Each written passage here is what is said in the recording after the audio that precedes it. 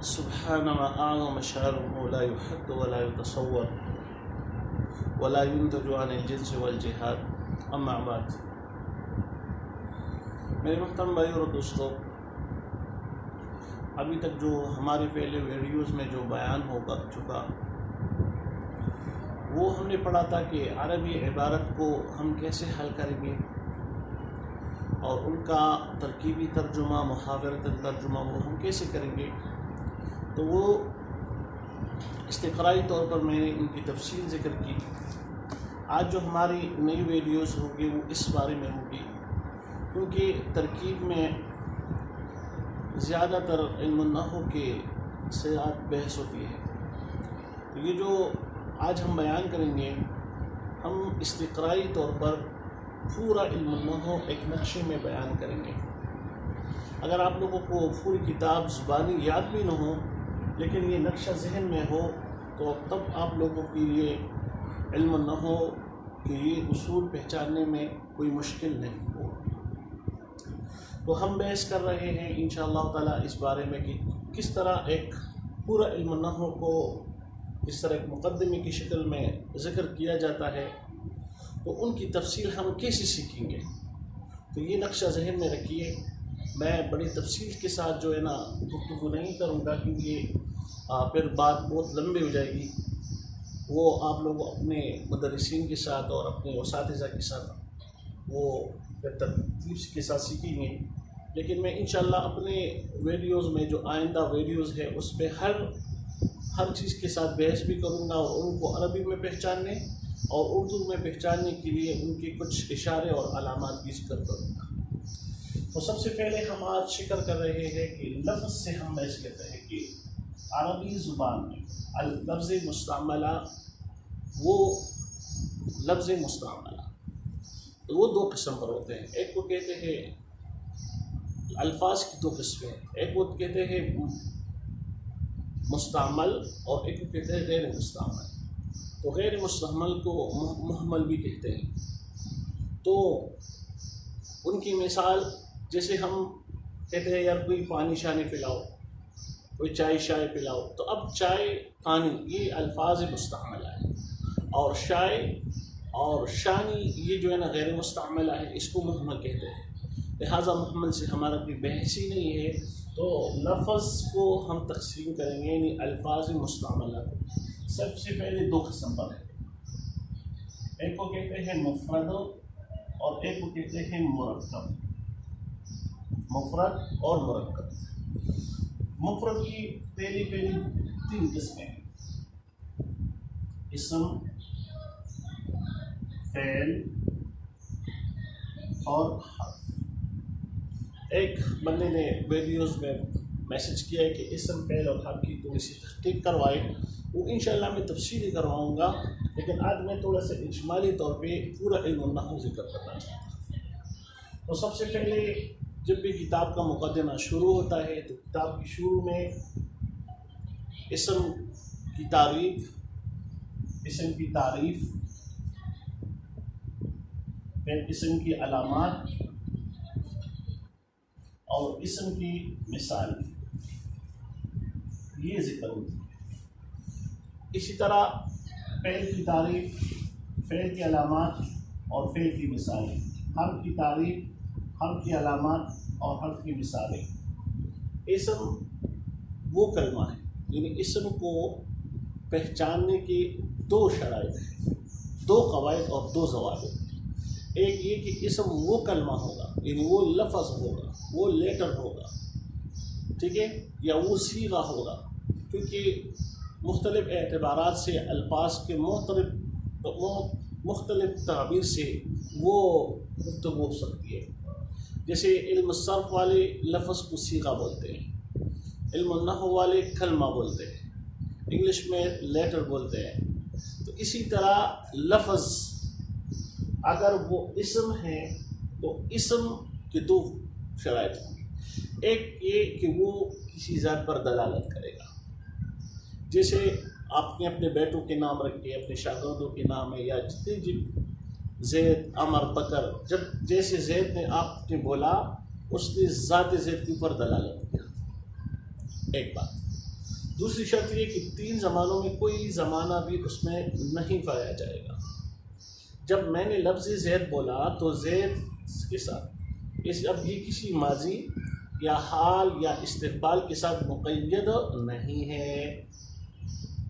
تو یہ اسم کی تعریف ہوا۔ اسم کو عربی میں پہچانیں گے کیسے؟ تو ان کی 11 علامات ہیں، وہ کتابوں میں تفصیلی طور پہ ذکر ہے۔ اسی طرح فعل وہ کلمہ ہوگا جو کسی ذات پر دلالت کرے اور 3 زمانوں میں کوئی بھی زمانہ، کوئی ایک زمانہ ان کے ساتھ پایا جائے، جیسے ضربا، اس نے مارا، اب اس مارنے والے کی پہلے والے، یضرب وہ مارتا ہے یا مارے گا، ٹھیک ہے؟ تو اب اس میں حال اور استقبال کا معنی۔ اسی طرح حرف وہ کلمہ ہوگا جو نہ تو کسی ذات کے اوپر دلالت کرے گا اور نہ 3 زمانوں میں سے کوئی زمانہ اس میں پایا جائے گا۔ یہ نہیں ہے کہ حرف کا کوئی معنی نہیں ہے، حرف کا معنی ہوتا لیکن وہ کسی معنی مراد کے اوپر دلالت نہیں کرتا، جیسے من، فی، الی، حتی۔ اب ان کی معانی تب تک سمجھ میں نہیں آتا جب تک ان کے ساتھ کوئی دوسرا کلمہ نہ ملائے ہوگا۔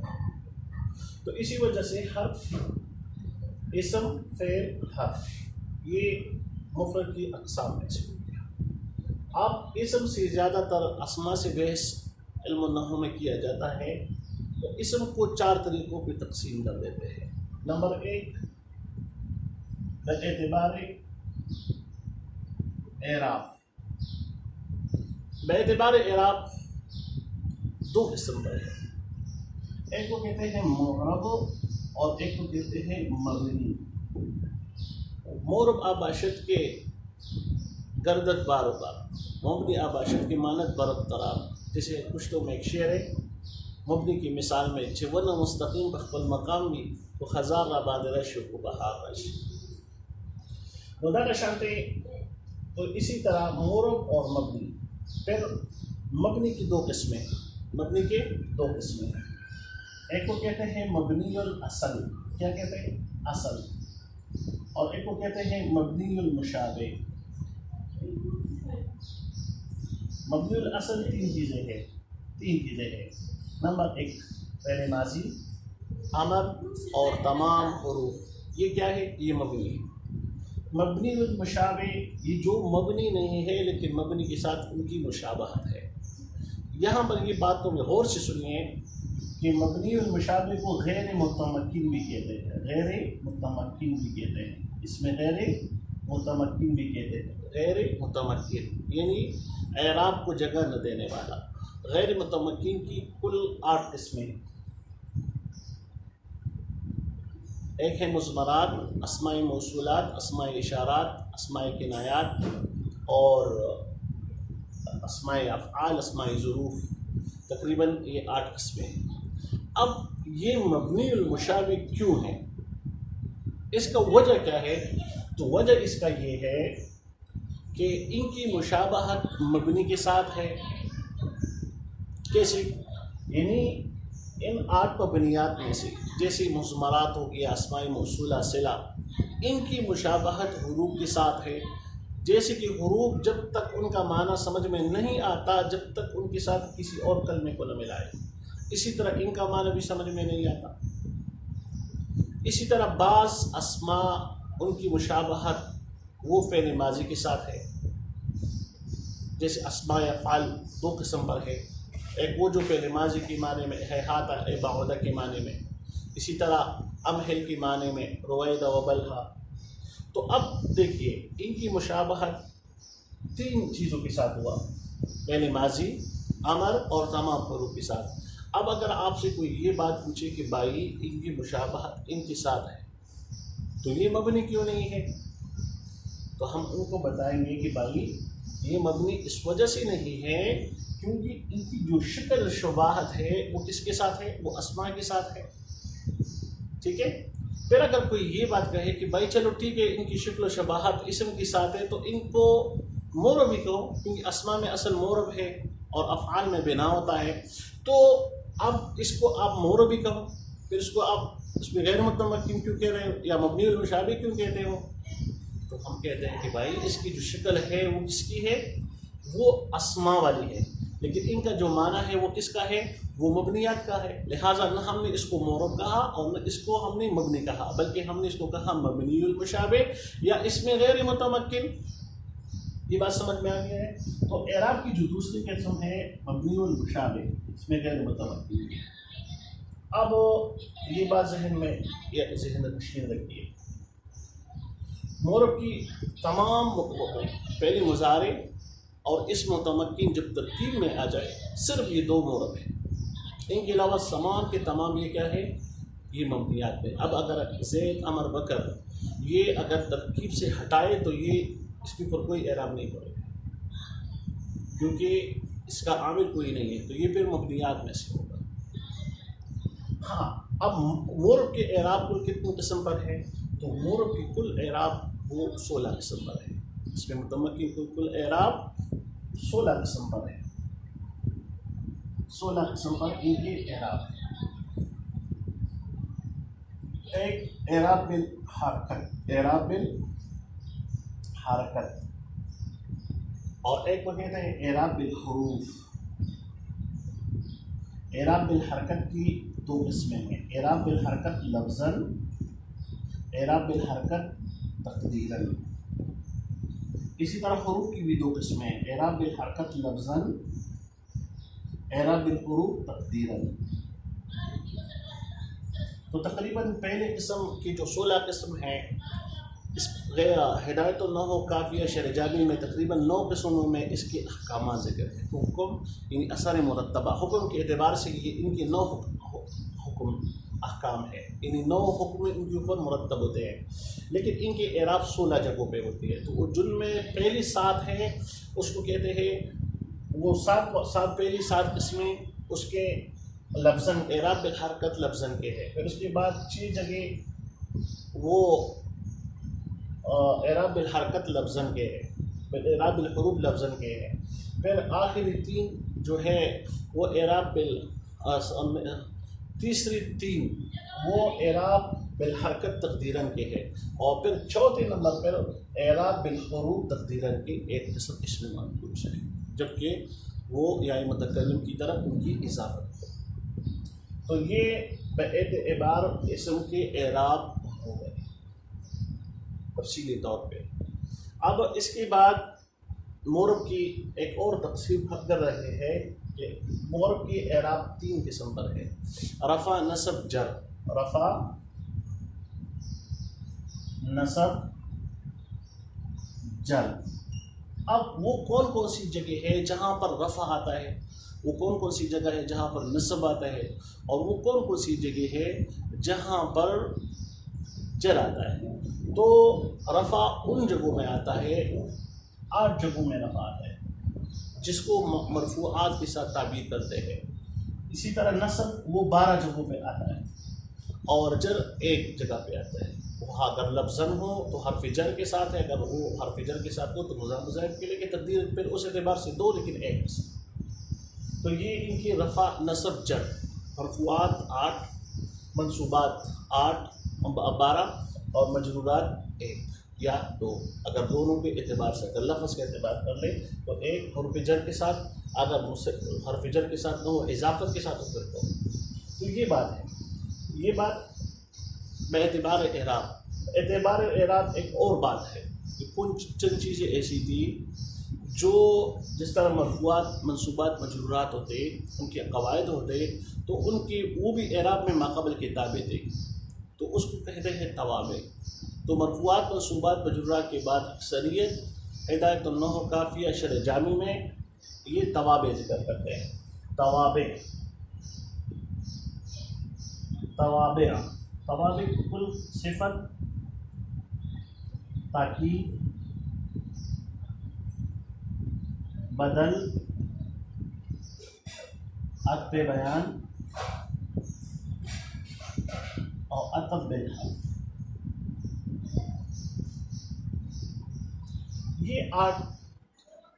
یہ 5 یہ توابع میں سے ہیں۔ اب بات اس طرح یہ ہے کہ صفت کی میں نے تھوڑی سی تعریف پہلے کی، اب صفت کی پہلے میں نے بیان کیا تھا، پہلی ویڈیوز میں آپ لوگ دیکھیے کہ اس کو عربی میں کیسے پہچانتے ہیں اور اردو میں کیسے، صفت بحال ہی، صفات بحال متعلق ہی کس کو کہتے ہیں، وہ اب میں نے ادھر پہ ذکر کیا تھا۔ اب تاکید کی بیس ہے تو تاکید اپنے پہلے والے لفظ میں کوئی تاکید کی پھر دو قسمیں ہیں، وہ لفظی اور معنوی۔ تاکید اگر لفظ مقرر ذکر ہو تو پہلے دوسرے کے لیے تاکید، اگر معنوی ہے جیسے نفس، عین وغیرہ وغیرہ وہ ادھر پہ ذکر آتے ہیں۔ بدل مبدل منہ کس کو کہتے ہیں؟ بدل مبدل منہ کس کو کہتے ہیں؟ اس کو تھوڑی وضاحت سے سمجھیں۔ یعنی بدل وہ تابع ہے جو نسبت سے مقصود ہو، بدل وہ تابع ہے جو نسبت سے کیا ہو، مقصود ہو۔ اب یہ تو کتابوں میں طلباء کو سمجھ میں آتی ہے، لیکن اس کا معنی مقصد سمجھ میں نہیں آتا۔ مطلب کیا؟ یعنی آپ ایک چیز کی نسبت ایک کی طرف کر رہے ہیں، لیکن آپ کا نسبت سے مراد کوئی اور چیز ہو، جیسے مطبوع نہ ہو بلکہ تابع مراد ہو۔ اس کی مثال یوں سمجھو کہ میں مسجد آیا نماز کے لیے، میں مسجد آیا نماز کے لیے، یا میں طلباء کے لیے ذکر کر لیتا ہوں کہ میں لنگر آیا کھانے کے لیے، میں کچن آیا کھانے کے واسطے۔ تو اب میری جو مسجد کی نسبت ہے وہ کس کی طرف ہے؟ مسجد لنگر کی طرف ہے، لیکن اس مسجد سے مقصد میرا کیا ہے؟ کھانا کھانا، نماز پڑھنا۔ تو مبدل منہ اور بدل وہ کس کو کہتے ہیں؟ جو نسبت سے مقصود ہو۔ اکثریت خطبات میں ہے والصلاۃ والسلام علی سید الانبیاء محمد۔ اب صلاۃ اور صلاۃ کی نسبت کس کی طرف ہے؟ سید الانبیاء کی طرف، لیکن سید الانبیاء سے مراد کون ہے؟ محمد عربی صلی اللہ علیہ وسلم مراد ہے۔ تو بدل مبدل منہ کس کو کہتے ہیں؟ جو نسبت سے مقصود ہو۔ اب بدل کی کل چار قسمیں، بدل الکل، بدل البعض، بدل الاجتماع اور بدل الغلط۔ تو اسی طرح یہ زید الخا، تو یہ کیا ہو گیا؟ یہ بدل ہو گیا۔ اسی طرح عطف بیان جو مطبوع میں تھوڑا سا توہم ہو، یعنی وہ غیر مشہور ہو، اور اس کا جو تابع ہے یعنی عطف بیان وہ کیا ہو جائے؟ جاءنی ابو حفص عمر۔ ابو حفص کو کوئی نہیں پہچانتا، لیکن عمر نے اس کا کیا کر دیا؟ بیان کر دیا۔ اسی طرح عطف بالحروف، ایک لفظ کو دوسرے لفظ کے ساتھ تابع کرنا، معطوف علیہ معطوف کے حکم میں ہوتا ہے۔ تو اسی طرح یہ توابع باعتبار اعراب کی چیزیں ذکر کر دیتے ہیں۔ کل یہ چیزیں اعراب کے اعتبار سے ہو گئے۔ اب اس کے بعد اس میں باعتبار ایک ہوتے ہیں باعتبار جنس، باعتبار جنس وہ میں نے تفصیل کیا تھا، مذکر اور مؤنث۔ اسی طرح باعتبار عموم و خصوص، یعنی معرف و نکرہ، عموم و خصوص۔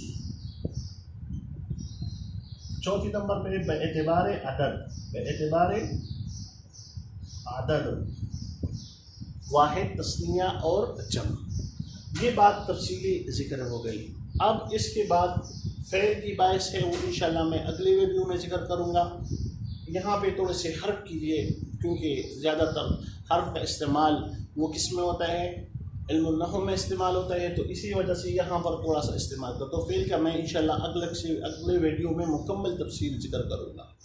حرف کے بارے میں صرف یہ ذکر کریں گے کہ حرف کی دو قسمیں، ایک کو کہتے ہیں حروف عاملہ، حروف عاملہ، اور ایک کو کہتے ہیں حروف غیر عاملہ، حروف غیر عاملہ۔ اب حروف عاملہ کی کل کتنی قسمیں ہیں؟ 7 قسم پر حروف عاملہ ہے۔ ایک کو کہتے ہیں حروف جارہ، حروف ناصبہ، حروف جازمہ، حروف جازمہ،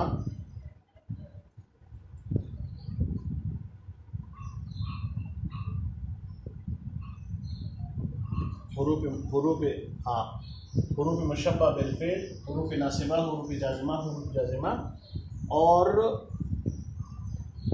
یہ تقریباً کل 7 قسمیں حروف عاملہ کے ہیں۔ حروف غیر عاملہ کی کل 6 قسمیں ہیں۔ تو یہ ایک اجتماعی، یعنی مطلب ایک استقرائی طور پر علم النحو کا ایک نقشہ ہے، یہ نقشہ ذہن میں رکھیے۔ انشاءاللہ تعالی اب مزید جو ہمارے ویڈیوز ہوں گے وہ ایک فعل کے اوپر ہوگا، اور ان کے بعد ہم انشاءاللہ عربی عبارت کو کیسے حل کریں گے، تو اس میں یہ ساری چیزیں استقرائی طور پہ ذکر کریں گے۔ وآخر دعوانا